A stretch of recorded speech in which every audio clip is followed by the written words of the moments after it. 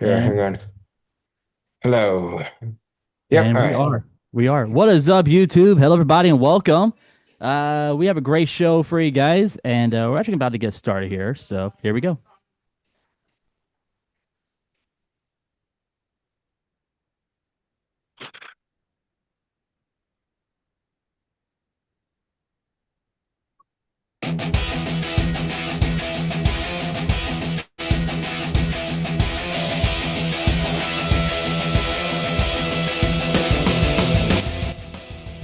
That's right. You guys are listening to Remy's Roundtable, the Florida theme park podcast. What is going on, everybody, and welcome. We do have a great show for you guys. First up, we do have your national holidays. We have the latest theme park updates. Follow that, we have Ride of the Week, and we will wrap the show up with Mike's Munchie. So, welcome to the show, everybody.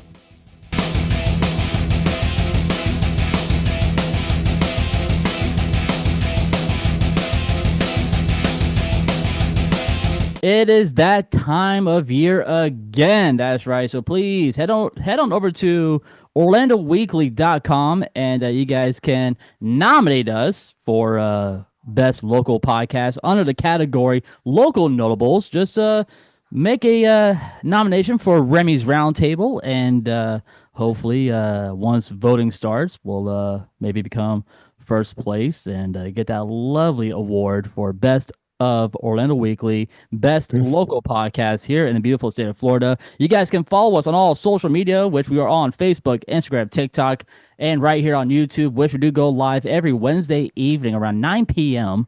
And you guys can join the chat, hang out with us. And like I said, we have a great show for you guys. So you guys know me. My name is Remy, and with me, as always, is my dangerous co-host, my partner in crime. We have our foodie king, King Mike. Mike, what's up, dude? How you doing, man? Doing great, actually. That's good to hear, man. And guys, this gentleman, what can I say about this guy? He's a musician. He is a poker player. He is a dad. He is a husband. He has two beautiful daughters, and he's a good friend of mine. And guys, he is a theme park fanatic like me. So, what is up, Matt? How you doing, man? Doing well. Good to see you, Remy and Mike. Glad to be here. Dude, I'm glad you are here tonight, man. I mean, we go way back. You and I, we met back at years ago, back at Calvary, and we started talking. You played the saxophone. I played the saxophone. We both love poker, but the main thing of all is that we love the theme parks here in Florida. You and I, we just cannot talk about the theme parks here in Florida. We just can't, man. I mean, it's like it's a dream come true. We live in the beautiful state of Florida that has the top notch thrill rides of all here in Florida. Yeah, I would say we're mighty lucky to be here in Central Florida, man. From Disney to Universal, Fun Spot, you name it, we got it. So it's the place to be. Do you have a favorite theme park that you can just go over and over and over and just don't get tired of it? I feel that way about all of them, man. Like seriously, Oh, come on. You just can't I choose feel that way. one. It, oh man, you're gonna put me on the spot here. Hey, Um, hey, I put Mike on a spot before. Mike, what's your favorite theme park in Florida? Disney. See, there you go, Disney. Now, Matthew, what's yours? um, I would say right now, I'm actually, you know what I'm gonna do? I'm gonna go with your shirt, and I'm gonna say Epic, man. Just sitting in Celestial Park, seeing all the different portals. Man, you could sit in Nintendo, watching everything run around. You could sit in Monster, just everywhere, man. So just to sit and watch and be there all day, I think that would be the one that I would pick. Especially the food, dude. The food is unreal. I Yeah, mean, it I've really seen is. like different photos of like different areas for like Celestial Park, what's it called? Nintendo World and Darkmoor. Darkmoor has some good food, and I'm like, whoo! And How to Train Your Dragon with those macaroni and cheese cones Yeah, I've with had a several. Yeah, you had several, dude. Where's yeah. the weight? I do not see the weight on you, man. Where is it? It's probably my fault that I'm in the line so many times. I'm holding the line up. Yeah. How is it your fault, dude? It is not your fault. It's usually my fault. So But no, it's great. And to your point, there's just so much to do here, man. So A lot. it's great to have things to do. And for your podcast here, you're never going to run out of things to talk about. Exactly. But I gotta switch up a little bit. Mike, buddy, Mhm. are you listening? I got a Mhm. question, dude. You're gonna say yes right away. You did watch WrestleMania. You Yes. watched Raw. You watched Monday Night Raw, Yes. dude. I, okay. I watched clips of it because I was actually working during WrestleMania. Uh, what's your opinion on Brock Lesnar retiring? So in the first part, he deserves it. He's had such a historic career, and it He was could have sad. stayed. He could have stayed one more year of the company, just one more No, no, no. He year. was gonna be gone by SummerSlam. SummerSlam was gonna be his last event originally planned. Wait, that was gonna be the last one for him, SummerSlam. Yeah, he was gonna face off against. So here's the thing, though. I'm actually glad that he lost. That it was a passing of the torch, kind of, to Obafemi. Yeah, yeah, I mean, I'm upset that I didn't get to see what people wanted, the Brock Lesnar versus Gunther match, but I mean, I'm fine with it. Gunther, I feel like he's been getting a little bit too overrated in yeah. more recent weeks. But Oba, oh my God, the way he put over Oba, Oba is insane. But it just felt like here's the thing. It came out of nowhere because they didn't expect it. Like even Paul Heyman was wondering, what's he doing? And then he realizes, oh, he's retiring tonight. It's like, oh my gosh. And then when I saw that video of him crying, I'm like, dude, I feel it. I feel I it so mean, much. Brock Lesnar was actually one of my favorite wrestlers to like play with on like WWE 2K or SmackDown, like way back in the day. Like yeah, Brock I would Lesnar just is choose fun. him. I would just choose him like nonstop. But But Brock Lesnar, yeah, it's sad to see him go, but I'm happy that he's. there was one match that I saw a clip of, and it was Roman Reigns versus CM Punk. Good God, dude. That match was just insane. I mean, Roman Reigns won. Mhm. Whoop de doo. I didn't get it. But Mike and Matthew Miller, guys, I have a game for you tonight. Oh, no. I actually have a little game. Mike, this is yours. This is yours tonight, buddy. So, Mike, we are doing your Would You Rather Disney attraction matchups. I'm doing Disney today, tonight Right. for this week. All right, here we go, gentlemen. So, Mike and Matt, would you rather ride Space Mountain or Big Thunder Mountain during a wild thunderstorm? Space Mountain. Okay, you choose Space Mountain. All right, Well, Matt. I was going to say I normally would pick Big Thunder, but if it's a thunderstorm, I want to be indoors during on Space Mountain. Okay, how about this one? Would you rather get stuck? All right, we're doing rather you get stuck on Pirates of the Caribbean with the Jack Sparrow animatronic at the end of the ride, or getting stuck on Haunted Mansion. Where on Haunted Mansion? Graveyard. Hmm. The graveyard scene. Wait, quick question. Can we go? No, no. I see what you're trying to do, Mike. No, no, What? no, no, no. You're not gonna change it. No, What was I gonna say? no, no, no. Because if you were to get stuck on Haunted Mansion, I'm putting your ass in the attic with the No, bride. With the no, no, no, bride. no, no, no, no. No, I wasn't gonna say that. I was gonna mention, um, no, No, Mike. no, I was gonna. It wasn't about how to mention. It was about Pirates of the Caribbean. Can I say, Okay. could it be the one instance where it's Johnny Depp playing as Jack Sparrow, and I'm stuck in that Oh, part, or am I come talking? on, dude. Really? Wow. Yeah, okay, come on, I have to make reference to that. That was funny when all of a sudden we just see that it's Johnny Depp as Jack Sparrow, literally. Okay, Mike, choose your answer. Pirates of the Caribbean or Haunted Mansion? Which one? Oh. And in Pirates of the Caribbean, it's the section where You're where you're Jack getting Sparrow's. Jack Sparrow's animatronic at the end of the ride, or in the Haunted Mansion with the in actually in the Haunted Mansion at the graveyard. Hmm. Well, Because here's for the th because for me, I would choose a haunted I would mansion. choose the Haunted Mansion too because okay, unless it's like with Johnny Depp, that's the exception because they did do that for Dead Man Tells No Tale. But for in the case of the Haunted Mansion, not only is it a really cool scene, the graveyard scene, but the thing is that um you could have the guy still speaking to you through the speakers, so we can still have conversations with people. No, no, no, no. Okay. Yes, you can. They All can right. literally talk to you in through their Okay. mind. Okay. Matt, what about you, man? Pirates So or the haunted my mansion? question. So my question is, how long are we talking? Because this impacts my answer. Is this Okay. do All we right. So pause? let's Are we there for an hour? you know what? I like that answer. Let's go with an hour. Just an An hour hour. long. Just an hour. All right. So normally I would say the Haunted Mansion, but I think I'm actually going to go to Pirates. And this is why.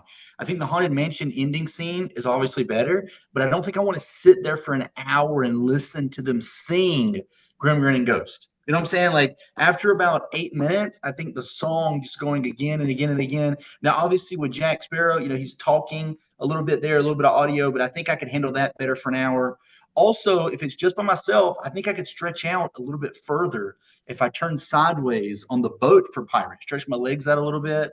So, Hey. I think I'm going Pirates over Haunted, but I All like the right. ending of Haunted better than Pirates. Okay, so Matt, I'm pretty sure to get if you're wondering why Remy was freaking out about the thing, it was because I told him about this story where a friend of mine was with his girlfriend at the Haunted Mansion, and they were kissing, and the people who because like I said, there were people who could talk to you during the who could talk through the speaker systems in there because the speaker systems in the ride seats, and one of the times.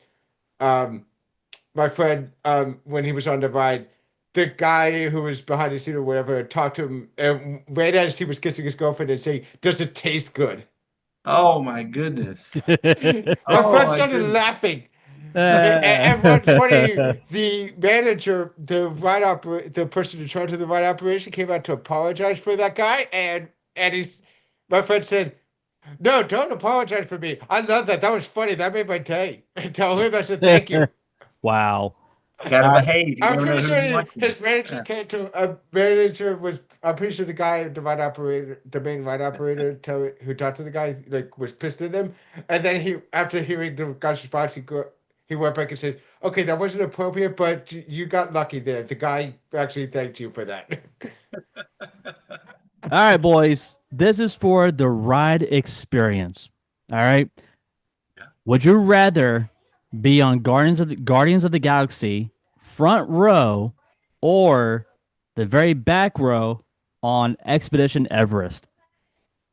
Oh. Back Back row expedition. row on Expedition. Okay. Because For front row because Guardians of the Galaxy is an indoor coaster, so front row is not going to make much of a difference. It's not going to make much of a difference between front row and back row as much.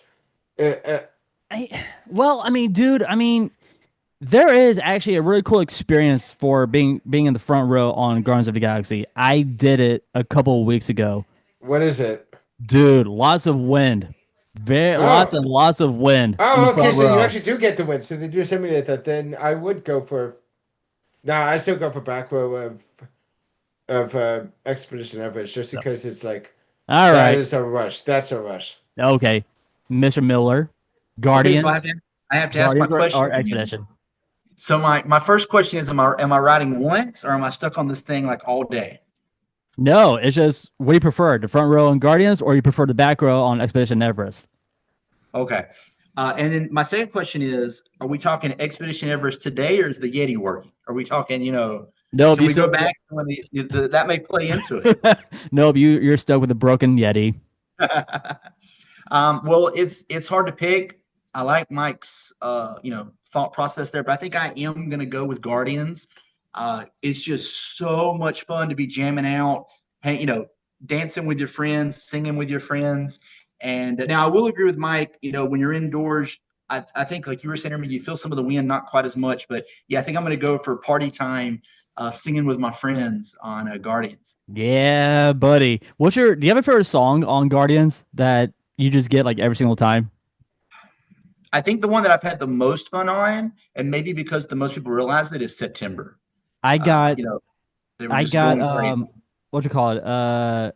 Everybody wants to rule the world. Oh So yeah, yeah. I'm also part of a YouTube channel called the Theme Park Comedians with Mr. James Yon and Mr. Devin Siebold. They are local comedians, and I'm actually their camera guy. So we went on Guardians of the Galaxy a couple weeks ago at Epcot, and every time we go on it, we get everybody wants to rule the world. I'm like, oh my gosh, can we just get a different song for once, please? Like So I said, I really the one I think it kind of can fit the best with there. One of the best songs to fit there is whoa. What's the best one? You said it's like to Saturday or whatever. the best one today. What's the best? Uh, What's the best? What's the best song that you could get there? oh, September, all the Yeah, way. September is generally the favorite song, but like I said, I also feel like there's a um oh, what's it called again? Conga, No, the one uh, who it's like um you uh one way or yeah, one way. another. Yeah, There you I feel go. like it works really well. I had a thought about it. I'm like, because you mentioned that way too many times. I'm like, it's that song. All right, Yeah, guys. How about one way or another, it's really it feels like it's really works well with that song. all right? How about this one? That's called This one is called Would You Rather Face. All right. Uh, So, would you rather face an avatar on Flight of Passage or the perfect front row view on Soarin' around the world? Oh, Yeah, but I'm making it hard tonight. So, Mike, which one? Do you want to go face to face with an avatar or front row on Soarin'? this is tough. It can be Uh, that tough, buddy, because I know what I'm picking. You're choosing Flight of Passage? I'm choosing Flight of Passage, buddy. Yeah, I will too. It's actually a lot of fun. It's a good ride. Mr. Miller. Listen, I hate to do it, but I gotta go against the curve here. I Ah, Yeah, I'm just not, and listen, we can debate this sometime. I'm just not that sold on Flight of Passage. Like, it's a good attraction. It's fun. I got on there and it started tickling my belly button, and I was like, "What's going on here?" The little bar dude, thing there. those But seats are I'm snoring all uncomfortable. the way. Those seats are uncomfortable too. Ugh. All right, here we go. We got one, two. We got four more. Here we go. Oh, it's a ride I used to work at. Actually, I used to work at both of these rides. It's called Would You Rather Drop the Twilight Zone Tower of Terror multiple times or the launch sequence in the dark on Rock and Roller Coaster? Like you're in total darkness, no lights, nothing. Eh, eh,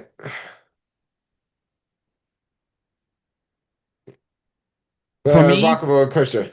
okay, so Mike, you go. You choose Rock and Roller Coaster. I am choosing Tower of Terror.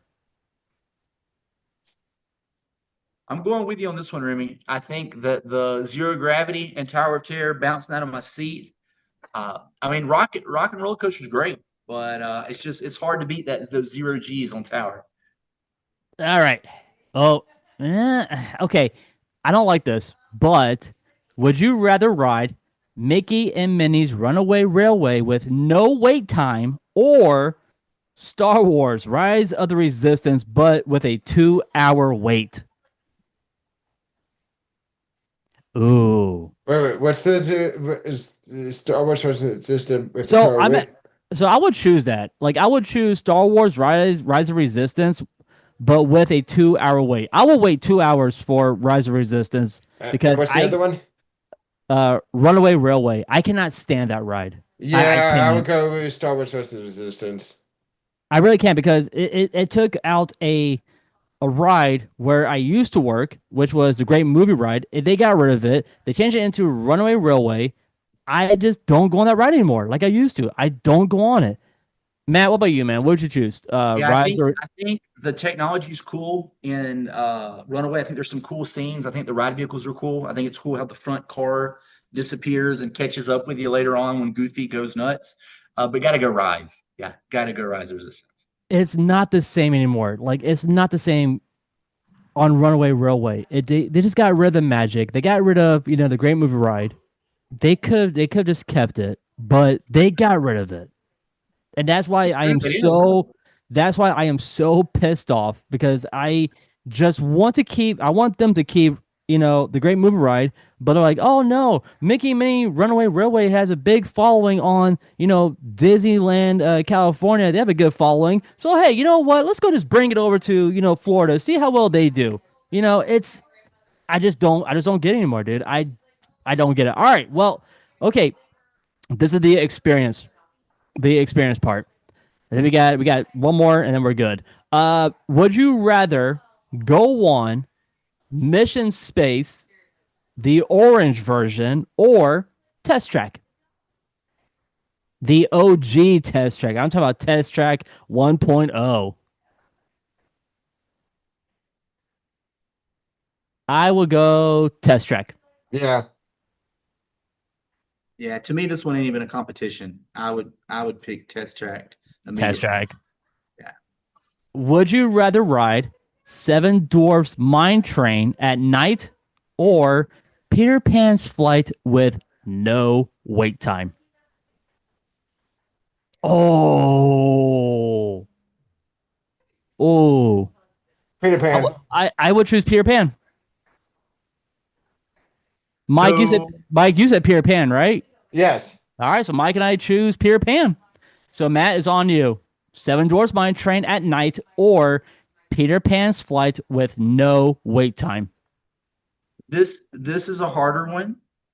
The reason is I normally would go Peter Pan, but in my mind, I'm telling myself that when I ride it at night, I'm going to time it with the fireworks. And I think doing it at night while the fireworks show is going would get me over the edge compared to Peter Pan. So I'm going to go coaster. Okay, and boys, the last one. Here is the last one for Would You Rather. And it's called the relax one, like where you are relaxing. All right. So, would you relax on It's a Small World or ride the Jungle Cruise with the funniest skipper ever? Jungle Cruise. I will also choose Jungle Cruise. Yeah, Jungle Cruise. All right, Jungle Cruise will take the win. And guys, it is now time for your national holidays. All right, guys. So starting off strong. Today is April 22nd, which means today is Earth Day. So happy birthday to the Earth and happy anniversary to Disney's Animal Kingdom because Animal Kingdom did open up on Earth Day back in the 90s. So there you go. Today is National Jelly Bean Day. So, yes, jelly beans, which is a much lighter tradition tied to candy history. Jelly beans date back to at least the 19th century and became especially popular in the U.S. during the early 1900s. And, boys, who is the biggest manufacturer of jelly beans? Hmm. Jelly Belly. Jelly Belly is the answer. There you go. That is the answer.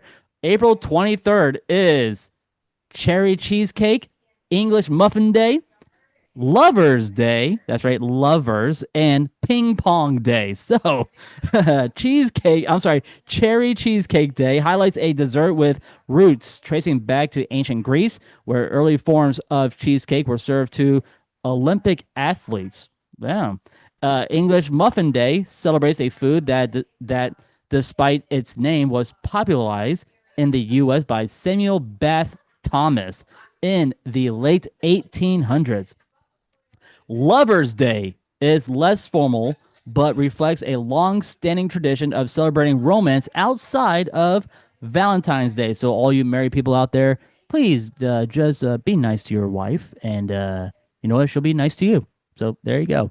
And also, tomorrow is National Ping Pong Day. Honors a sport that began as a Victorian parlor game in England. By the early 20th century, it evolved into table tennis, eventually becoming an Olympic sport in 1988. April 24th is Arbor Day and Pigs in a Blanket Day. That's right. Arbor Day has deep historical roots in conservation. First celebrated in Nebraska back in 1872, it was founded by J. Sterling Morton. Pigs in a Blanket Day celebrates a comfort food with European origins. Variations of sausages wrapped in dough can be traced to Germany and Eastern Europe. The American version became popular in the mid 20th century. April 25th is Eeyore's birthday, Lingerie Day, Zucchini Bread Day, and Penguin Day. That's right. Eeyore's birthday comes from the world of Winnie the Pooh, created by A. Millen. I'm sorry, yeah, Millen, in the 1920s. National Lingerie Day reflects the evolution of fashion and undergarments, which shifted dramatically in the late 19th and early 20th century. Zucchini bread ties into home baking traditions, especially in America. World Penguin Day. That's right. If you guys like penguins, go to SeaWorld and go steal a penguin. No, no, I'm kidding. I'm kidding. Don't steal a penguin. What's wrong with you? April 26th is Pretzel Day. That's right. National Pretzel Day celebrates one of the oldest snack foods in history. Pretzels are believed to have been invented by European monks around 610 AD, who shaped dough into loops resembling arms crossed in prayer. April 27th is Devil Dog Day. That's right. National Devil Dog Day honors a classic American snack cake introduced by Drake's in the 1920s. The name Devil Dog is often linked to U.S. Marines. Okay. And lastly, April 28th is I actually like this pie. Blueberry Pie Day. That's right. Blueberry pie celebrates a dessert deeply tied to North American agriculture. Blueberries are native to North America and were used by I'm sorry, where I messed up. Yeah, so blueberries are native to North America. So there you go. Pie making traditions combine European baking techniques with native ingredients, resulting in the blueberry pie becoming a symbol of American comfort food. So there you guys have it. That was your national holidays. And Mike and Matt, it's time to do some national holiday trivia. Oh, All right, boys. So here we go. Earth Day was first celebrated in what year? 1965, 1970, 1985, or 1992? 1970? It is 1970. Good job. Good job, Mike. thanks. Which Disney park attraction focused heavily on environmental conservation themes similar to Earth Day? Space Mountain, Jungle Cruise, Living with the Land, or Big Thunder Mountain? Got to go live with the land on this one. It is Living with the Land. There you go. Jelly beans became strongly associated with the U.S. holiday. Which U.S. holiday? Halloween, Easter, Christmas, or 4th of July? Easter? It is Easter. Got to Good job. Which Disney character is most associated with Easter themed treats like jelly beans? Mickey Mouse, Thumper, Stitch, or Olaf? Thumper. It is Thumper. There you go. Cheesecake dates back to which ancient civilization? Rome, Egypt, Greece, or China? Ooh, Now, Matt and Mike, you guys can work out as a team. So your answers are Rome, Egypt, Greece, or China. Rome? I'm It is. gonna. I It is said now Greek. Rome. It is Greece. It Nice. Yeah. is Greece. Which Disney resort is famous for over the top desserts like cheesecake creations? Is it Pop Century, Contemporary Resort, All Star, or the Boardwalk? Boardwalk? It is a That's a good one. boardwalk. It is the boardwalk. Ping pong. Mike's on fire, man. Let me He tell you. is. Woo. Hmm. Ping pong eventually became an Olympic sport in what year? 1972, 1988, 1996, or 2004? This was on your list earlier, right? I think it's 88. It is 1988. There you go. Which Disney film features a table tennis like competitive energy between characters, even if not literal ping pong? Cars, Toy Story, Inside Out, or Monsters Inc. Ooh, I might have got you guys stump on this one. So, which Disney film features a table tennis like competitive energy between characters? Cars, Toy Story, Inside Out, or Monsters Inc. Hmm. I would guess, man, I would guess Monsters Inc. Mike, where are you going? Right, is it correct or I'm gonna guess uh Inside Out. It is Toy Story. I should have gone with that. I was thinking that Yes, too. Toy Story. Yeah. Arbor Day was first celebrated in which U.S. state? California, Florida, Nebraska, or Texas? Nebraska? It is Nebraska. Good job, dude. Ah, I would have Okay. guessed California. Why California? I mean, the redwood forest. Yeah, I was thinking redwoods. Yeah. Yeah. All right. Which Disney park is most aligned with Arbor Day? Magic Kingdom, Epcot, Hollywood Studios, or Disney's Animal Kingdom? It's got to be Animal Kingdom. It is Animal Kingdom. There you go.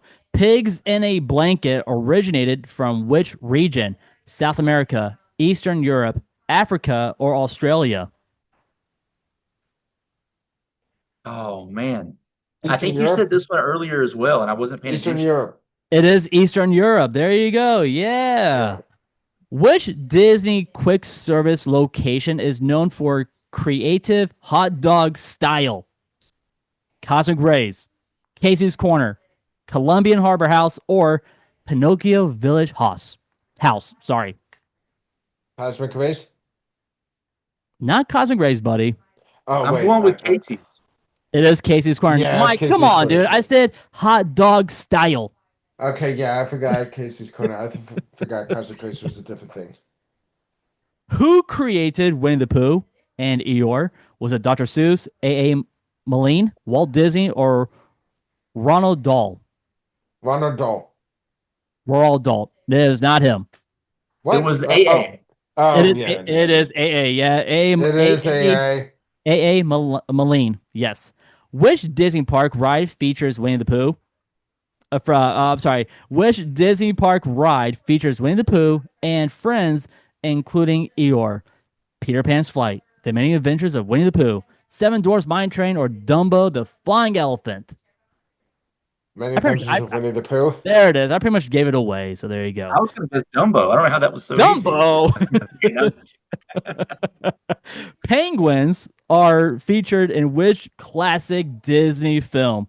Frozen, Bambi, Mary Poppins, or Tarzan?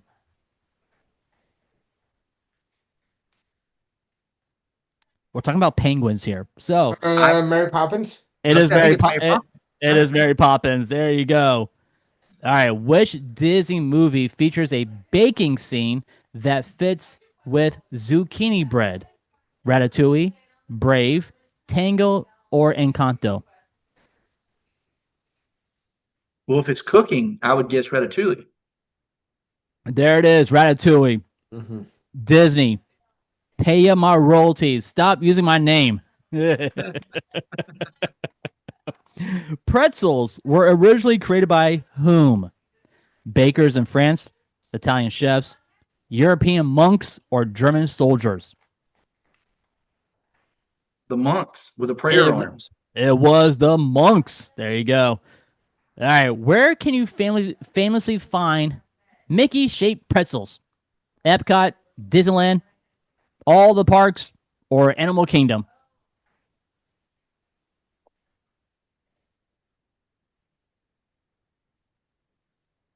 I thought you could get it at all of them, but There I you don't. go. There you Not too go. Nah, far. Okay. All right. There you go. The term devil dogs was a nickname for which group? The Navy SEALs, the U.S. Marines, Army Rangers, or Air Force pilots? Air Force pirates? So which one, Mike? Air Force pirates? It was not the Air Force. I think Mm. it's the Marines. It is the Marines. There you Yeah, go. that was my second option. Which Disney villain best represents the devil theme? Ursula, Scar, Maleficent, or Jafar? Sorry, what was the question again? Which Disney villain best represents the devil theme? Is it Ursula, Scar, Maleficent, or Jafar? Maleficent? It is Maleficent. There you go, buddy. There you go. Blueberries are native to which region? Europe, Asia, North America, or Africa?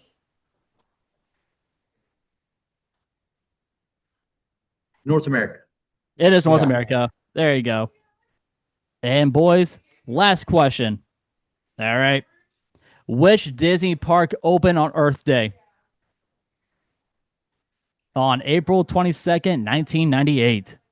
Animal Kingdom. It is Animal Kingdom. Good job, guys. Yeah. Good job.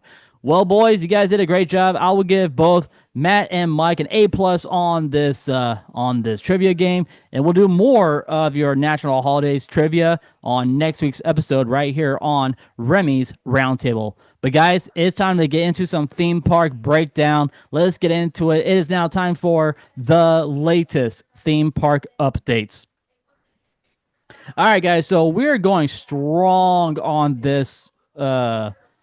Well, I was just talking about it earlier on my friend's podcast, but I got to talk about it again. Guys, we're heading over to Universal, but this time we're heading to Epic Universe, and that is photo validation is coming to Epic Universe. Now, they were testing this out over in Darkmoor, but now Epic Universe is preparing to implement the new photo validation system for entry into its themed portals. This technology will link a guest ticket to their photo, helping ensure that only valid ticket holders can access each land. Matt, how you feel about that, man? Like, I mean, it's a good idea. I mean, they're already doing it at Anzo Adventure and Universal because when as a team member, I'm already linked to my ID, which my ID is my ticket to get into Universal and Anzo Adventure. But Matt, how do you feel about this? I mean, putting in the photo validation for the portals inside of Epic Universe. Yeah, I agree. I think from a technology standpoint, it's neat, but it's not super new, right? Like we've seen it at the front gates, Universal, Islands of Adventure, going into Epic, right? Being able to scan in, and then even for Universal Express. So I think we've seen sort of the evolution of this to the park. What makes it so unique is we're not seeing it at just an express location or at a turnstile. We're seeing it into a portal that up until this point, there's been no barrier of entry, right? As soon as you paid your ticket and came to the turnstile, you could go right in. So I think what they choose to do with it is going to be really interesting. There's been a lot of chatter online of, will this change the way that the park operates? Will it be, hey, they're not really going to use it until they hit capacity? I think that's where it gets really interesting. So I think it's cool technology. I think it will work at the portals. I'm really curious to see how they decide to use it throughout the day. So what it says here is that it will prevent ticket misuse, improve entry efficiency into the lands, and also it will enhance overall the park security. Yeah. So Now, I mean, it I is. agree. It is a new park. It is Yeah. big. It is. I mean, like I told my friends, like they even asked me, like Remy, what's Epic Universe like? Like, what can you give me like a brief description of Epic Universe? Oh, I go, oh sure, okay. Epic Universe is half the size of Epcot. That's the best way I can explain it because it Yeah, is. I mean, it it's looks. it's a great park. It's a. I love it, dude. I love it. It's gonna get bigger though. It's gonna get Yes, big. Yes. yes, it is going to get real bigger. But Mike, what do you feel about this, man? What do you feel about preparing this new implement validation system for the portals? Hmm. I mean, I think I'm okay with it. I just hoping if they're gonna do that, that means that they're gonna have openings for all the entrances then. That's true. That's very Because true. that's like the only real reason why they should really have that for like validation wise, so people can go. I just got an update. H2O Glow Nights is back, kicking off on June 2nd, running on select nights through September 5th at Disney's Typhoon Lagoon. You guys can meet Paraline Max, Donald and Daisy, Chippendale Rescue Rangers, Scrooge McDuck, and Launchpad McQuack. So there you go. H2O Glow Nights is back at Typhoon Lagoon on those dates on June 2nd through September 5th. And if you guys have any questions, please just go onto the Disney website, and that's how you guys will purchase your tickets. Now, speaking about Disney, we have, well, somewhat of a opening year for this new resort. It's called the Lakeshore Lodge, which is set for 2027. That's right. Disney Lakeshore Lodge is officially scheduled to open in the summer of 2027, expanding Disney's resort portfolio with 967 rooms. Whoo, that's a lot of rooms. Okay.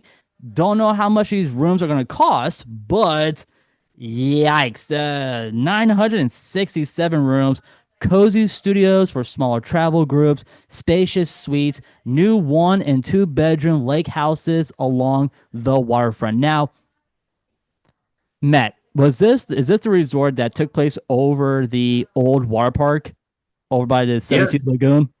That's right. It is river country. The space that was there that sat, has sat unused for so long.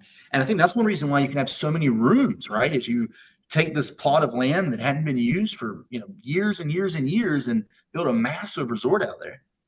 I love it, dude. I can't. I cannot wait to check it out. I really can't.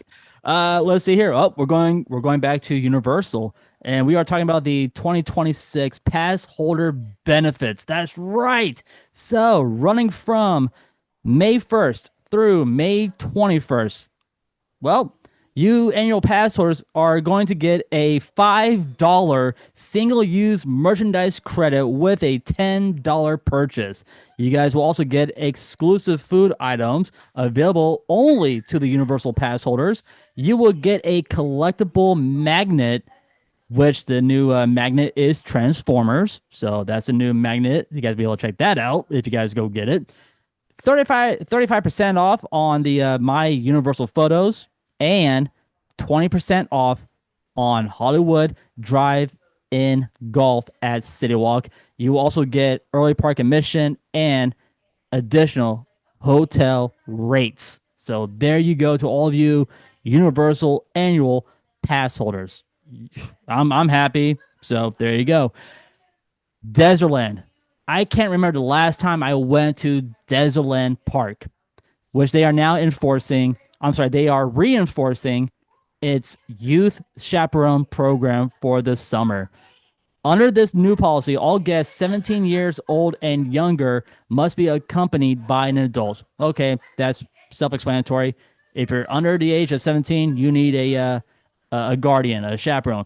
If you are 17 years old, you will still need a chaperone. That makes no sense. Like, what are they doing over there? I mean, do they really need a chaperone for Desolate if you're 17 years old? So, I don't know. I don't know, dude. Mhm. Yeah, it's a good point. And we've seen this kind of across the board, right? We've seen a lot of Six Flags, Carowinds, different parks that have, either tested this or went out with it. I think it's just I don't like that they're having to do it. Obviously, they wouldn't do it if there weren't issues that had ever already happened either there or that they've seen others are happening. So hate to see it, but I think it's just, you got to do what you got to do. Can we kick this into the theme parks though? Like, can we have like this at the theme parks at Disney, Universal, SeaWorld? Because it I was does going to get say, yeah. I mean, it does get busy over the summertime. We know how long these wait times are going to be. They're going to be insanely long this summer. We know it. It's going to be hot. The lines are going to be long. People are going to get cranky. It's going to be that long of in the summertime. So if Universal and Disney and SeaWorld say, hey, you know what? Let's go and put in a chaperone policy for at all of our theme parks. Let's make it happen. If Desland can do it, if Fun Spot can do it, why can't we do it? Why can't the theme parks here in Florida do it? Well, I mean, it could do it. They could do it, or who knows what will happen. But we do have some news about Poseidon's Fury. Yep, they now have construction walls all over Poseidon's Fury. We have no clue what's going to go there, but we do have some speculations. That's the best part about being a theme park host, being on the podcast. We do come up with some crazy speculations. Now, here's my speculation. It's big. It was a walkthrough attraction. I think that either put Zelda here or this will be a new Wicked attraction over here at Poseidon's Fury. I could see that. Mike, what about you, man? What's your speculation on what can replace Poseidon's Fury? Okay, we'll come back to you. All right, hang Matt. on, I'm ready. Oh, you are ready. Okay, go ahead, continue, sir. So besides that's over in the last continent, right? That is over in the Lost Continent, yeah. Zelda. You're going with Zelda. Okay. Mr. Miller, what about you, man? What is your speculation? What can replace Poseidon's Fury? So, man, there, like you said, there's been so many, you know, so many things bounced around online. To be honest with you, I don't, I don't think I'm ready tonight to speculate on what IP it could be. I have a different thought that I want to share. I want to share my hope is that they razor the whole land. Sometimes when places come in and they build a new attraction, they try to keep an existing show building or two, and try to save money, that way. This is such a massive area in Islands of Adventure that whatever they decide to bring there in terms of intellectual property, who knows? But it's such a big area. I hope that they don't try to reuse the buildings that are there. I hope they just knock all of it down to ground level and really expand into whatever they decide to move forward with. Okay, yeah, no, that could be a speculation, but what do you think it's gonna be like type of ride style? What do you think theming wise it's gonna be? Ah, I man, I don't know. I okay. Let's walk through it. Obviously, Zelda is very popular, and they have a Nintendo. They have the rights to Nintendo there, so that I don't see that being a Especially, wrong answer. yeah. Wicked, though, to Remy's point, I mean, we saw the store at the front of Universal Studios Florida, right? And is with that tribute there, is it, was that a test, for a future land? But here's the thing, though. I mean, we all know that Universal is getting rid of Fast and Furious Supercharge. So since Wicked is already at Universal in the front, that'll be a good spot to have Wicked, which will be in the Fast and the Furious area. That would make a lot of sense to keep Wicked over there. But now we know that the Simpsons contract is ending. ET's contract is ending in 2028 at Universal. So this is huge news that we can all speculate, but will it happen? That's the main question. We don't know because there is no official replacement that's going to be taking over Poseidon's Fury. We don't know. Okay, That's yeah. we just don't know. In the But case of ET, the only reason why it's not, even though it's a very popular ride and people do like that ride, the reason why it hasn't been, why we don't know if it's getting renewed is because technically Universal doesn't have the rights to it. They have to get the rights from Steven Spielberg. yeah, because Spielberg put a lot of money in ET. So if Mr. Spielberg is listening, dude, please cough up some more millions of dollars and just keep ET on Universal property. Don't get rid Oh of no it. no no no no! It's I wouldn't say he has to cough up money. It's just that they would have to get Universal has to get the okay from him to I keep know, it but I'm here. just saying if Mr. Spielberg and Universal come with some another contract deal to keep ET at Universal, cool. But if not, we all gotta say goodbye to one of the last opening day attractions on Universal property, which that's one of the rides I did work at too, and we talked about it. We actually talked about that last week on Ride of the Week. Florida. Well, we got some Florida news, and that is I don't know if this is gonna happen. Are we gonna get Dollywood in Florida? What is going on? I mean, are we gonna get Miss Dolly Parton here in Florida? Are we gonna get our own version of Dollywood? What is going on? So I have some thoughts here, and I've actually recently been able to spend some time with the leadership team at Dollywood. So I've got some thoughts. Before I say them, Remy, tell me what you're hearing. Tell me what you think might be happening. We're getting a Dollywood theme. We're getting a Dollywood theme park in Florida. We got some land. We got some land over by iDrive area. They knocked it down. We're like, hey, let's put Dollywood right there. So I don't, obviously I don't work for Dollywood. I don't want to speak on behalf of them. And I honestly, I haven't asked them about this, so I could be wrong here. But Dolly, my information Dolly. is I don't think it's happening.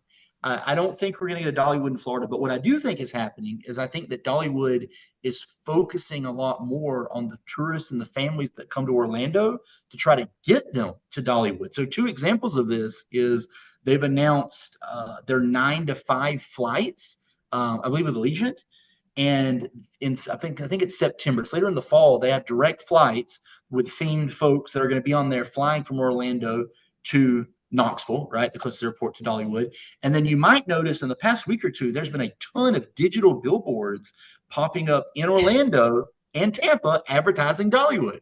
That's the problem. I'm like, are you serious? Like, are we getting Dollywood here in Florida? Like, is Dolly gonna be moving to Florida? Is she gonna be living in Golden Oaks by Disney area and say, hey, you know what, Dolly, let's team up with you. Let's bring Dolly to Disney area. Sure, why not? But if confirmed, this move would introduce a major new competitor in Central Florida theme park landscape, which is very true.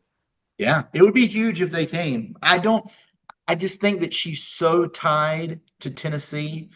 Now, maybe another thing is, Dollywood, their owner is Herschend, right? And Herschend owns Silver Dollar City, Wild Adventures in Valdosta, Georgia.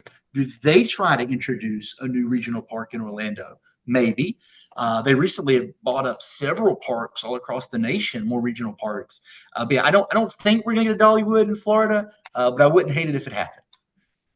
All right. Well, Mike, what about you, man? Do you think Florida is gonna get Dollywood? Maybe like I said, I'm still thinking it's gonna get a. I still think it's going to be Legend of Zelda. Mike, we're talking about Dollywood now. Like Oh, we're Dollywood. we're Yeah, saying I don't know if it's gonna get. I don't know if it's gonna get Dollywood. okay. All right. Well, guys, we do have an update of what is the new Disney magnet is going to be for your annual pass holders, and you guys can get this magnet on May 1st through July 31st at Epcot in the Creation Shop. We are getting a Toy Story magnet. Yay! So that's cool. In Florida news, we had the SNAP restrictions, which, yes, new Florida SNAP regulations are now in effect and will remain in place through April 19th, 2028. The updated rules prohibit the purchase of soda, energy drinks, candy, and prepared desserts. And the policy is aiming to promote healthier food choices. Disney merchandise. We do have some royalty football jerseys, which they are going to be over at Disney Springs, and they are be pricing at $70. These football jerseys will feature Ariel, Belle, Megara, King Triton, Beast, and Hercules, and the designs are they look pretty sick. So there you go. All right. Well, Epcot France Pavilion will see the return of its film attraction on May 10th. That's right. It's coming back. Florida living. Guys, I have a list of the best places to live in Florida this year in 2026. So We have St. Augustine, Key West, Palm Beach, DeLand, Mount Dora, Miami, Inverness, Brooksville, Sebring, Hudson, and Tampa. Where is Orlando? Orlando didn't make it. Wow. Yeah, and really nothing in the Panhandle either. Not near, No, compared to the rest of the list. Yeah, but DeLand and Mount Dora, those are close to Orlando. that's So, I true. mean, And kind of congr- close to each other. Yeah. they are, yeah. Spaceship Earth. Whoa, I didn't. Why did I put this on here? Well, okay. Spaceship Earth is currently receiving an exterior panel refurbishment. Okay, that's why. Florida got more Florida news because we are a Florida theme park podcast, but we like to kick in some Florida news as well. Matt, Publix is introducing a brand new pub sub. Really? I didn't know this. You ready for this, buddy? Yeah. Let's put it this way. You ready? Brioche bun stacked with mozzarella cheese, brisket. Really? Publix is getting a brisket sub. What time is it? Do you think we could go ahead and cancel the podcast and I Let's could get go. me one? Let's go. Let's go. Yeah. So you know what? Maybe next week when I get paid again, I am gonna go get a brisket sub from Publix. That sounds delicious. All right. Sure. Well, ahead of Toy Story 5, Mattel is releasing a new line of merchandise beginning on April 26th. So in 4 days, we will have brand new Toy Story 5 merch. The toys is going to be a 16-inch Woody and Buzz Lightyear figures. These toys will move just like your very expensive Transformers Autobots. These are the high-tech toys that people want. So I'm not gonna spend that much money for those, but uh, I just don't know. This one really caught my eye. Disney wants to reduce phone usage in the parks. Hmm. Disney is exploring ways to reduce guest reliance on mobile devices in the parks. The This will increase immersions in attractions, encourage more present, engaged experiences, and balance technology use with storytelling. So we're all on our phones, but you know what? Let's just stay off the phones for a little bit and be with our loved ones, be with our friends, and just enjoy that environment while you guys are at the theme parks. And that's the best way I can explain it. Hollywood Studios, which yes, we already got the news. Muppets, it will be taking over Rock and Roller Coaster on May 26th. That's right. And Mike, remember last week I told you what songs are going to be playing on Yeah. I said one song. Mike, I got the full list. I have the full soundtrack for Rock and Roller Coaster. Are you ready, sir? Yeah. Song 2 by Blur. Born to be Wild. Love Roller Coaster. Rock and Roll All Night Long, and Walking on Sunshine. Oh, nice. So they have one, two, three, four. They have 5 songs to choose from. So are the Muppets trying to be Guardians of the Galaxy? Fair question. That's the best way I can explain it. Also, over at Hollywood Studios, Docking Bay 6 has added new first order banners. Yeah.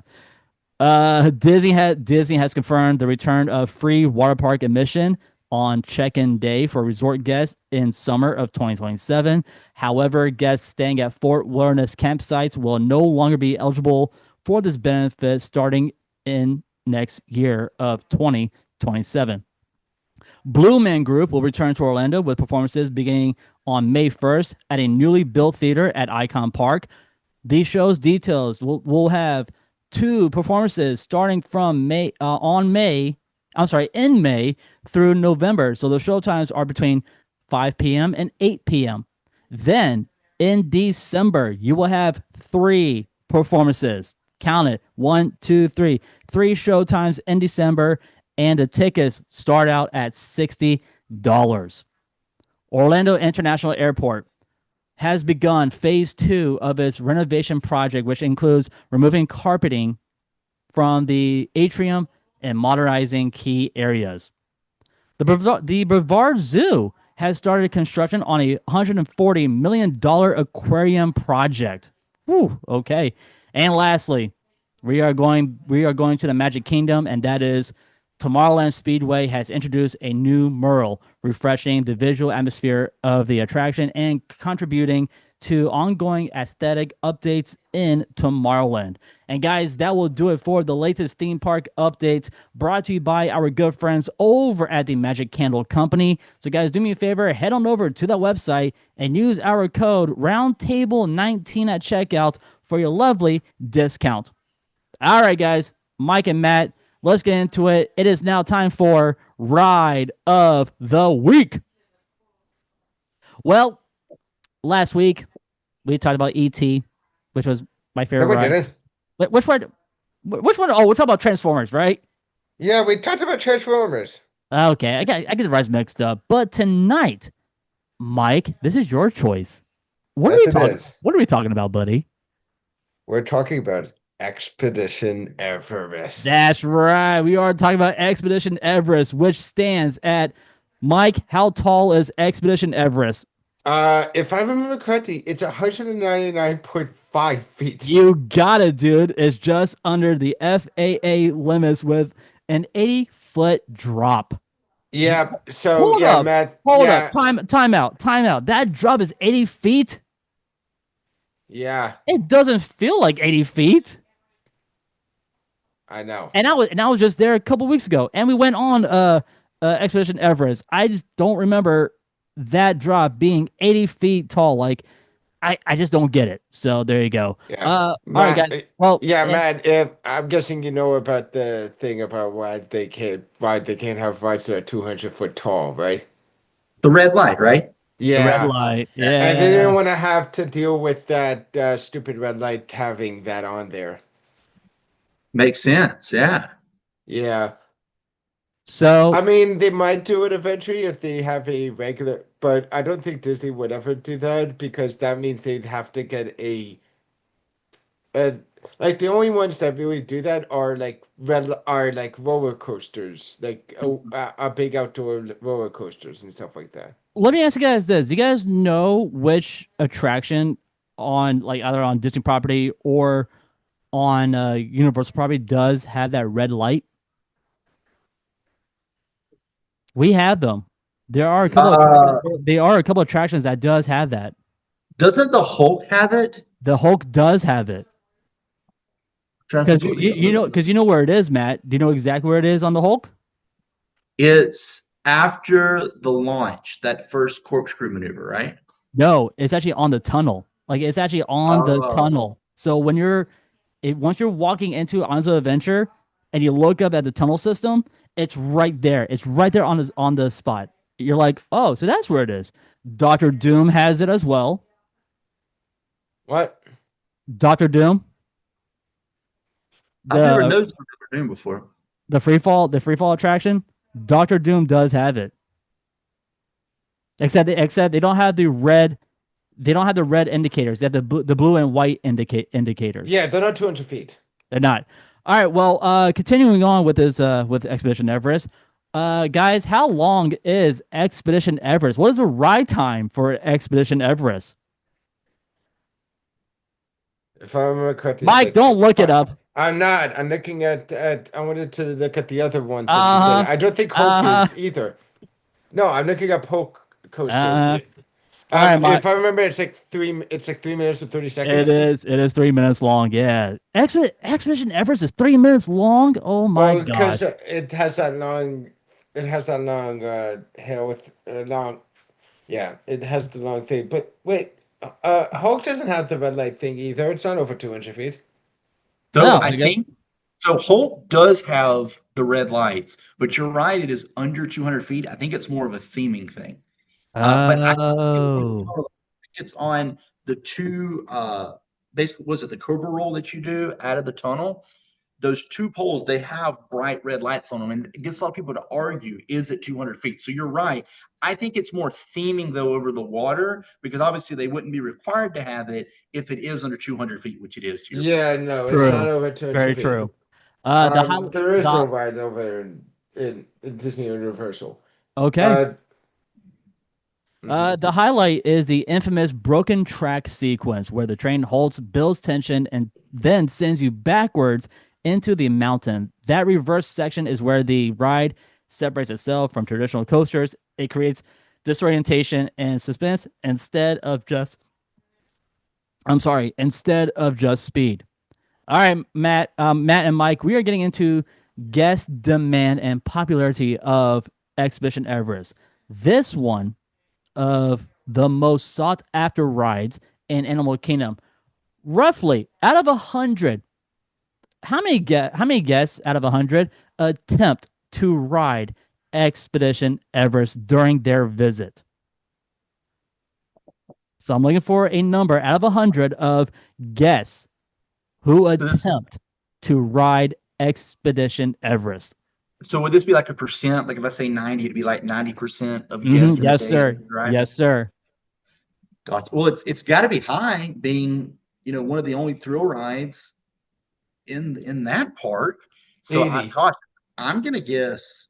I think it's got to be over 90%. I'm gonna guess 95%. That might be too high, but I'm gonna go You 95. say 95%. Mike, what did you say? I heard 80. you. It 80. is it is 80%. 80% of these guests want to ride Expedition Everest. Now, even that is a high, percentage. Around 2,000 riders. This is like that is the hourly ride system. So I'm looking for the average wait time of Expedition Everest. Let's say it's a good, like today, Wednesday. Dead slow. What is the average wait time for Expedition Everest? Hmm. Mike, you're doing good, man. Like you were on the money with the percentage now. So Yeah. Mike, I'm starting with you. What is the average wait time on a normal day like today? What is the average wait time for Expedition Everest? It is a popular ride. It is. It's one of my favorite rides, man. Hour? Matt, what do you want to go with? I think an hour is going to be right on the money, or it's going to be close to that, only because you said that the capacity, 2,000 people an hour is a pretty high theoretical capacity on an attraction. Maybe that brings it down a little bit. It probably is an hour, but I'm going to go 45 minutes. I'm gonna give it to you, Matt. 45 minutes. Wow. Yeah. Now, during the summertime, it can reach up to 90 minutes. Dang. That's during the summertime. All right, so what is the best time to ride, Expedition Everest, which I tell you guys over and over on the podcast, rope drop. Do it Yeah. in the first thing in the morning. But if you guys want to have a really cool view of the park, do it at night. This is a Hmm. cool ride to do at the nighttime. So there you go. And Uh, don't they still do the after hours? Can they, you well, can you do that at Animal Kingdom as well? they kind of do the extra hours over there, but they had to cut it short because of the animals. So the extra hours will be like at Magic Kingdom, Epcot, and Hollywood Studios. So yeah. Let's see here. We're talking about the Imagineering, which is great because I love this gentleman. He's a great influencer on the Walt Disney Company, which he did retired. I am talking about the attraction was led by the one and only Mr. Joe Rohde, whose philosophy was to make every detail believable. The queue isn't filler. It's part of the story. Guests walk through a Himalayan expedition office filled with gear, relics, and warnings about the broken Yeti. Over 8,000 artifacts were used to create a sense of authenticity. This is where Disney separates itself. The ride begins long before you board. Expedition Everest opened in 2006 with guys, how much did it cost to build Expedition Everest at Animal Kingdom? Um, 100 million. On the money, Mike, $100 million. There you I remember go. that one off the top of my head always. It's Woo! There you go, one of the most buddy. expensive. It was one of the most expensive rides ever built. Do you know why it was the most expensive ride? Because here's why, dude. The It's ride because of in the Yeti. Not only that, but the ride introduced one of Disney's most convincing illusions, the track switch. Oh yeah. Yeah. So if you're sitting in the front row or in the back row, you can see the track switch, so you know when you're going straight onto the drop, which is insane. One of the most. All right, I actually I went too far because now we are talking about the Yeti and the cost of the Yeti, which is one of the most fascinating and expensive elements of Expedition Everest is I wish it the got fit. I wish Yeti. it could get fixed. I know. The animatronic cost around $10 million. Jesus Christ. Yeah, Wow. to design and build, making it one of the most expensive audio animatronics ever created. The Yeti is $10 million. Excuse me. At the time, it was the largest and most advanced figure Disney had ever attempted, designed to lunge toward riders with massive fluid motion. Structurally, it required its own independent support system inside the mountain due to the forces involved. However, engineering limitations led to the long term issues, and the Yeti is now operating in a limited B mode, which it's not limited, it's in B mode forever, so they're not going to fix it. Oh well. Expedition Everest required thousands of test cycles before opening. The ride uses multi-train system to maintain high throughput. I'm sorry, throughout, and its track switching technology remains one of the most complex systems Disney has implanted. The mountain itself uses forced perspective, making it appear significantly taller than it actually is. This technique enhances visual impact without exceeding structural limits. All right, we're getting to the fun stuff. The fun stuff. We're getting into the Easter eggs. Multilingual Yeti warning signs, exhibition gear that tells a backstory, and subtle imagining tributes hidden in the artifacts. That's right. Why this ride matters? Well, Expedition Everest changed Animal Kingdom. It proved the park could deliver thrill rides without sacrificing storytelling. Before Everest, the park leaned heavily on animal exhibits. After Everest, it became a more balanced full day destination. It also set a precedent. Thrill rides at Disney should still be narrative driven, not just mechanical experiences. Nearly 20 years later, Expedition Everest still holds up as one of Disney's most complete attractions. It blends engineering innovation, storytelling, and raw thrill. And deep in the shadows of the Himalayas, where legends roar and tracks betray you, Expedition Everest dares you to face the unknown, but not everyone makes it back down the mountain. There you guys have it. That was Ride of the Week on Expedition Everest. Now let's go ahead and give this ride a rating out of 5. For me, I love it. It's a good ride. I'm giving it a 4.7. Mike, what about you? What are you giving it? 5. You're giving it a 5. Okay. Mr. Miller, what are you giving Expedition Everest out of 5? Well, can't hear you, We can't Matt. hear you. There we go. Thank you. I was so excited to answer. Um, yeah, I think for sure compared to the other Animal Kingdom rides, it's a 5, but I think across all Disney property, it's a 5. I'm going with Mike on this one. It's hard to beat it. Ah, man, come on. How can you guys do this to me? Plus five. It's Divide 4.9. by 3. There we go. Yeah, it's a 4.9. All right. So, all right. Well, Matt, since you are on the show as our guest, Matt, I would like for you to pick out our next attraction to talk about on Ride of the Week. Now, you can go present or you can go old school. Talk about some of the attractions that people have never heard of on the round table. Wow. What an honor. Let's see here. It can be a present or an older attraction. Uh,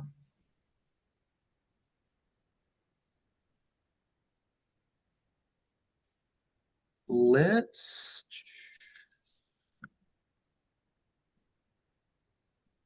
I think I want to go with an older one. What older one do I want to go with? I tell you what, Oh.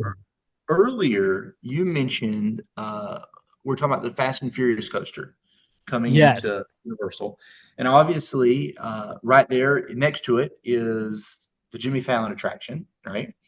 And then before that we had the Twister attraction. that's true. But even before that, we had the Ghostbusters attraction. And I think with that location, the Fast and Furious coaster, why don't we talk about Ghostbusters for a minute? Let's do it. So, guys, next week on Ride of the Week, we'll be talking about Ghostbusters at Universal Studios. So, you guys do not want to miss out on that, We're that gonna attraction. call Ghostbusters. Busters! All right, well, guys, it's time for us to wrap up the show with Mike's Munchies.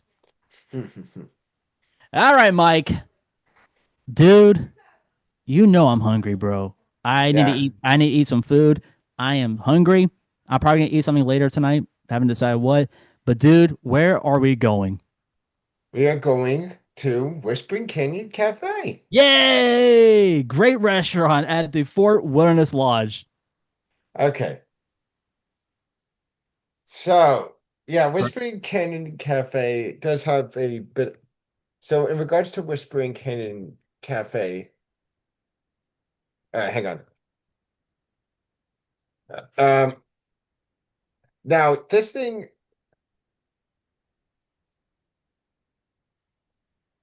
um, yeah, so this thing opened up about in 2015 actually at Disney's Wilderness Lodge.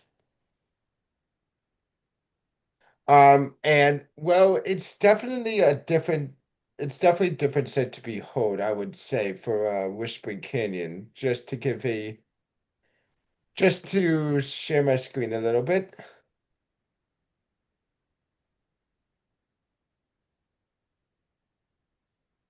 Oh, Mike, I am so sorry. I will say yes. I am so sorry. Here Yeah, we yeah, go. yeah. I want to say,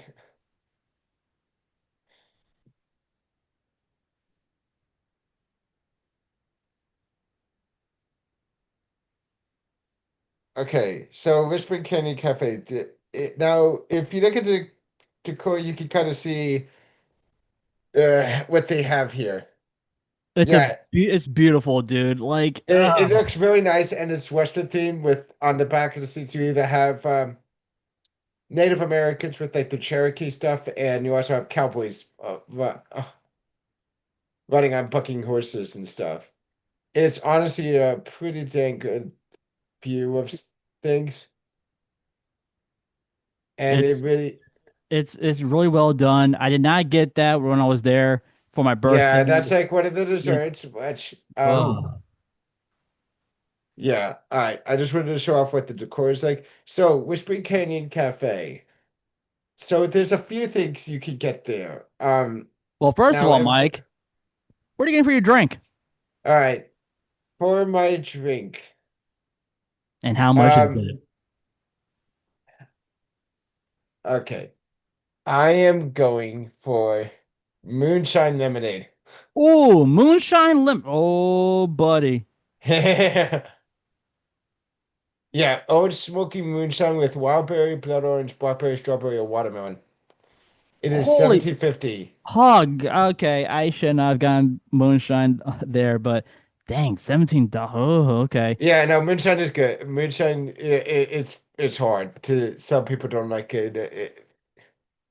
It depends on what you get. That's true. Now, Mike, it's time for the best part. So, What is your appetizer? Are you gonna get the burnt end nacho? you know I'm getting that. There we go. Now, buddy, how much is that? So that's $14. And to anyone who don't know what it is, it burnt end nachos. So it's beef brisket, barbecue pulled pork, cheese sauce, maple chipotle barbecue, and fresh salsa. The reason about burnt ends is because that's what it literally is. It's the burnt ends of the brisket which are delicious, by the way. Dude, I can't tell you how much burnt ends I've had at Oak Star and Tavern at Epic Universe. It's so good. But Mike, So let's get into your entree now, buddy. I love this now, restaurant. okay, so okay, I'm going to talk about this because there's Okay, all so right. there's entrees where you can get the main claim entrees. So I know, remember, you got the New York strip, Dude, that strip was delicious. It had a but I'm uh not going for that. what are you getting? I'm going for the skillets. And how much are the skillets? So, okay, so the skillets, so the by the way, his New York strip is $39. But the skillets are is basically all you care to enjoy signature skillets where you could just keep ordering them. And And that is 40 how much is it? it's $45. Okay. All right. So there's four options you could choose between. For well, for Nicole, she was in here, they have a plant-based one. They do. Then they have Land and Sea, which has house smoked salmon, citrus herb chicken, spicy plant-based sausage from the plant-based one, uh, charred portobellos, barbecue cauliflower, roasted potatoes, roasted carrots, and sauteed green beans. Now, then there's the two ones that I personally think is great: the pig and the traditional. So the pig is braised pork belly, barbecue pork ribs, slow smoked pulled pork, piggy wings, what they call them, Western style sausage, smashed potatoes, buttered corn, and sauteed green beans. Now I said yeah, you heard me right. I said smashed potatoes instead of mashed, which are a different thing. Smashed potatoes are like when they smash legit take potatoes and smash them. Generally, it's kind of similar to mashed, but Sounds they good. It sounds yeah. good. Well, they're kind of similar to mashed potatoes, but they're a little bit more intact and don't usually have cream. And then there's the traditional, which is the oak smoked beef brisket, pork ribs, slow smoked pulled pork, citrus herb chicken, Western style sausage, smashed potatoes, baked beans, buttered corn on the cob, and sauteed green beans. Dude, So, I want to go back there. I really so, do. so, quick question: what would you say? I'm going to ask you guys first. And Matt, just to let you know, you are muted again, so make sure you unmute before you answer. Which Got ones would you choose between? Remy, you go first. Uh, so what was the question again, Mike? Which between the four, which I don't think anyone here is going to choose the plant-based one besides Nicole. No one in this. Um, uh, but between the three, it's the traditional, the pig, and the land and sea. Which one would you go for? I would go with the traditional. What about you, Matt? I think I go with the pig.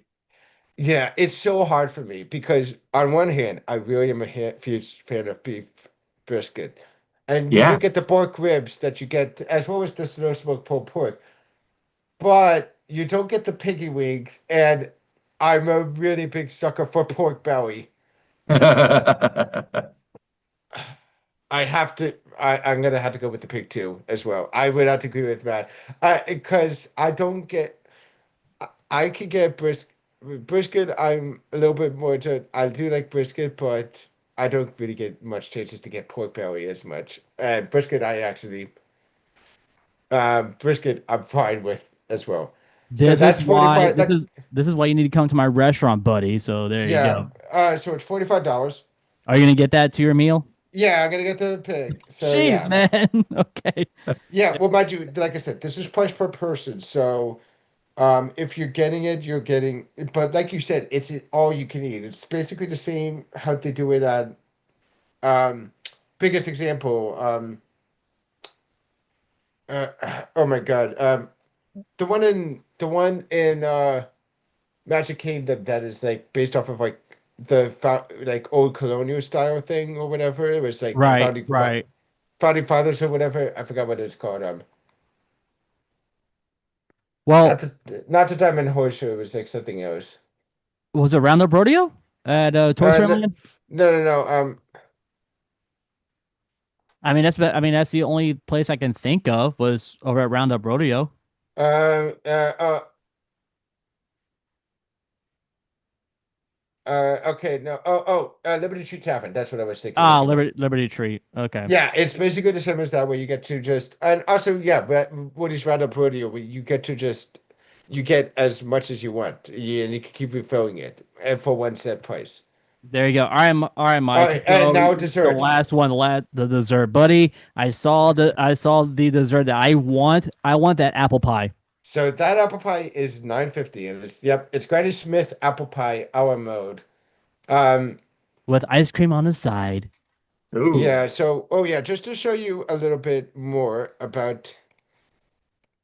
I mean, you already showed us, dude. So So yeah, so this is by the way they have brunch there. Uh, that's salmon. I should have gotten the oh salmon yeah, one by the there. way, that's the pig thing that you could get, and with the piggy wings, I guess in the front or whatever. I don't know. Those are ribs. Yeah. Oh yeah, that's the ribs. I don't know where the piggy wings are. The It's piggy wing, somewhere. the piggy wings are the ribs. That's what they call it over there. No, It's no, the no. They. piggy Oh, wings. oh yeah. Okay. So yeah, that's the vegan dinner one. But yeah, Pass. they like I said, they just put them. Oh yeah. Oh, here's a better picture of that then. That's the platter, which that looks Mm. good. Yeah, yeah, that's the pig. That's the pork, the pig one, which I think that's the Woo. wings in the back there. There. Oh, it is. Yeah, yeah, I see them. Yeah, no, because they did have pork ribs on there. They had both the pork ribs, the pork belly, and then the piggy wings. So that's the wings Oh, in the buddy. back. So, oh, you know what I think that is? Uh that might be like pig's feet. It looks like drumsticks. Oh, okay. Pig. Dude, don't say pig's feet. Oh, I dude. don't know, maybe okay, maybe not pig's feet, but it looks like drumsticks, don't they? Thank you. You said drumsticks. That's better. I Yeah, like that. pig. I know not everyone likes pig's feet, especially Pecos pig's feet, which by the way, I actually do. I've had that before. I actually do like them. I eat a lot of things. So, Mike, what are you getting for your dessert? Are you getting the apple pie or what? I'm not going for even though I do love a Granny Smith apple pie. When okay, there's another dessert on there. So the Granny Smith apple pie is 9.50. The other two are $9. The first one is a plant-based one, and it's a rice milk panna cotta with no, so there's no sugar added, and it's Marion berries and strawberries. The one I'm going for, even though it could be a little bit, even though I'm starting to get more into it, Whispering Canyon Pioneer chocolate cake. Of course, you gotta get something with chocolate in it. How dare Well, you? so that's $9, but to be fair, it was hard for me.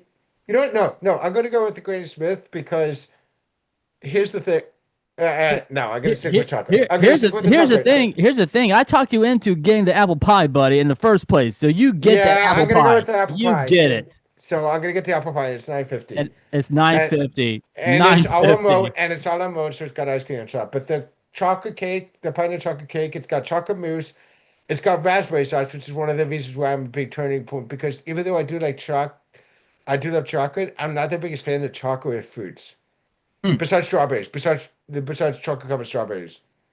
Um, Also, it's got a milk chocolate twig and then candied oranges. But I didn't feel like having all that. But That yeah. sounds delicious. Now, So Mike, Matt, what are you gonna get? Hey, I can't turn down some chocolate, man. I can't turn that down. I All do. of the meat looks good. Yeah, I do like I do. Like I said, the chocolate cake is also good. But I choose chocolate a lot, so I try to choose the other one differently because I'm a chocoholic. So It sounds like to me, I just need to go to places to eat with you and you just order. And like I won't question it. I'll just be there like, you whatever go. Mike orders, I know it's gonna be good. There you yeah, go. I am a bitty bit greedy. Um, Love So Mike, I have your total. Are you ready? yeah. Mike, your total came out to be $96 at Whispering Canyon Cafe. Now, So let's see. Not wait. 45 plus 14 plus 950 plus oh wait, 1750. oh, I'm so sorry. Here, let's try it again. So start from the beginning. What's the first one? So 1750 All right, plus plus what? 14 Plus 14 plus 45 45 plus plus 950. plus 9. Okay, that's where I messed up. I am so sorry. I didn't get that last price. All right, so let me go ahead and do your total real quick. Uh, all right, and oh boy, oh buddy, you're yeah, your bill is gonna be crazy, buddy. Yeah, Your I know. your total at the Whispering Canyon came out to be $115 Okay. for Mind you, one reservation. Yes, guys, on Mike's Munchies, we do a one park reservation, one restaurant reservation. Just to give you guys an idea on how much it could cost to go to a restaurant on Disney property or on Universal now, property. mind you, I So also want to put into retrospect. This is me ordering a full thing, like appetizer, entree, dessert, and drink. I'm not all. It's not what I would order. Normally, if I would say for me ordering, I would probably just get the. I don't know if I would get the drink. It depends on my mood. If I feel like I want an alcoholic drink. As for what I would get, I would probably just get the platter, just the skillet, since it's all you can eat, you can just refill it. And if I want to, a dessert. if you were with me, since I have my Disney, Oh, if I were with you, I would definitely get an appetizer. you know what I'm saying, if you were with me and we use my Disney annual pass discount, your Mm. bill would have been $100 flat. That's Yeah, it. mind It you, would have been $100 flat. But Mike, let's go ahead and choose. Where are we going next week for Mike's Munchies? first rating. Oh, rating. Whispering Kenya. I'm gonna give it 5. I love it. It's a great Five restaurant. two, 5-2. It's an amazing restaurant. The especially like I said, that's good. You can all you can eat, and you'll be fine for your whole thing. You'll be fine for a very, very long time. Mhm. Matt, how about you, man? What type of rating do you Oh give? yeah. No, you don't even got to finish your question. I'm going to 5 here. Yeah, sold. Uh, all There right. we go, boys. So 5 all around for Whispering Kenya. Now, Mike, where are we going next week? So, um, next week we are still filling in the whole. I want to say it's kind of filling into the whole barbecue thing because I really do like it. We're going to some place that actually. So I didn't get to say this, but my friend is in Disney right now with his family. Oh, And cool. he told me he went to this, so I decided let's try this out. We're going to Flame Tree Barbecue at Disney's Animal Kingdom. Flame Tree Barbecue. Dude, that place is a bomb too. Oh Oh my yeah, I know. He gosh. told me I know what I'm getting. I've eaten there too. It's amazing. And well, I know what's one of my favorite things to get there. Ribs. There you go. Brisket. Well, not Ribs. just the ribs. No, there's one thing I like just as much as the ribs. Chicken. It's the baked mac and cheese pulled pork. Oh, Oh, the mac and cheese. Ooh, buddy. Yeah, the baked mac and cheese pulled pork is so good there. Oh boy. Well, Mike, thank you so Yeah. much. And guys, before we go, I got a question on our YouTube channel. This is coming from a listener, and they would like to know, Mr. Miller, why are you called America's theme park technologist? well, great question. So, I've been in the media a lot recently, and that name is kind of stuck. And people have been like, "Where did that come from?" A lot of people thought that it was something that I had came up with, but this is where it actually came from. Is several years ago, I started getting invited to radio shows, TV shows, things like that, to talk about being a roller coaster designer. Got to work on some projects with Universal Creative, Disney Imagineering, that sort of thing, and just started, hey, tell us about your career, tell us how it happened, that sort of thing. And there was a country radio show that invited me to come be on their show. And we're getting ready. And the guy's like, Matthew, he's like, this theme park stuff.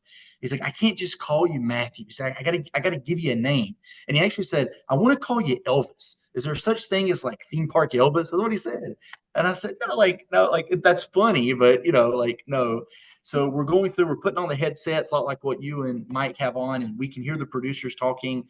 We're going live in 10, 9, 8. And he's like, give me something, give me something. I didn't have anything. So it's the Dr. Shane and Test show out of 92.5 WPAP. And he said, we're sitting here and we're live. And he looks at me and he says, with America's roller coaster man. That's what he led with, America's roller coaster man. And for the rest of the show, people would call in wanting to ask America's roller coaster man these questions about the industry. And then he said, you know what? That's great. We're almost there. That then turned into America's theme park technologist.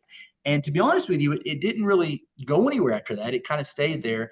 And as you know, last year, there was some sad news that came out of Epic Universe Stardust, yeah. from the coaster there. And when that happened, I actually had somebody from CBS reach out, and they were like, "Hey, I don't know if you ever watched like TMZ and other shows like that. We're with Inside Edition. We would love to do a story on this. And we've heard that you're America's roller coaster man." They actually with America's theme park technologist at that point, and then it just kind of stuck in the media ever since then. So yeah, so now if it's Fox, NBC, ABC, you name it, that's how they intro it. That's where it came from. Is it originated with 92.5 WPAP with Dr. Shannon at Panama City. So it's pretty cool, and I'm mighty thankful for it. And you're also on one of my favorite shows, Good Day America in Florida. I'm sorry, Good Day Orlando on Fox 35 with Miss Amy Caulfield. So, dude, Amy is a great. She's awesome. She's amazing, dude. Like I watch Yeah. you guys. I watch you guys a lot on Fox 35. So I gotta say, man, congratulations on doing that on TV, man. So you guys are killing it over there. Thank you. Yeah, they're wonderful to work with. I'm mighty thankful, to have gotten that opportunity, and we just kind of did it. It landed and it stuck. So, plan on doing more of it. But that whole team at Fox 35 is wonderful, and we started working with Fox out of Tampa as well. So, who knows what's next? But yeah, Amy and the whole crew there, absolutely fantastic. Shout out to Amy Caulfield from Fox 35, and yeah, Matt, where can everybody check you on social media? Well, you can find me at Wewa Miller, WEWA Miller, across to all socials, or you can just Google Matthew Miller theme parks, and it'll come right up. Mike, what is your YouTube handle? King_Mike_X. There you go. And guys, it's time for us to get up on out of here. Bye, guys. Thank you.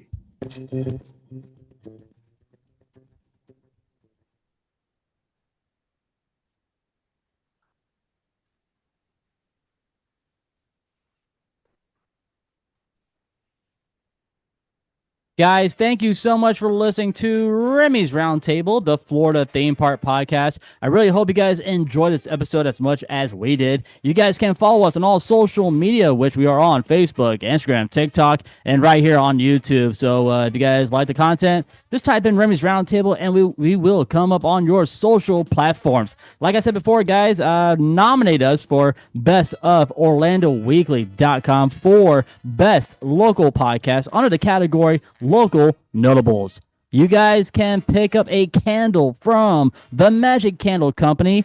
It'd be good for your home or for your office. Just type in the code Roundtable19 at checkout for your lovely discount. And I do have some brand new shirt designs on tpublic.com. You guys can wear them to the theme parks, home, wherever you guys are traveling.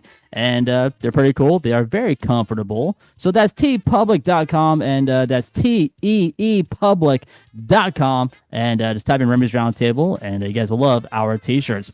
Also, Mike's Munchies is brought to you by our good friends over at Jeff's Bagel Run. That's right, Jeff's Bagel Run. Go grab a bagel before you guys go out to the theme parks and enjoy their homemade bagels and whipped cream cheeses. On the behalf of Matt and Mike, guys, my name is Remy. Thank you so much for listening. We'll see everybody next time right here on Remy's Roundtable.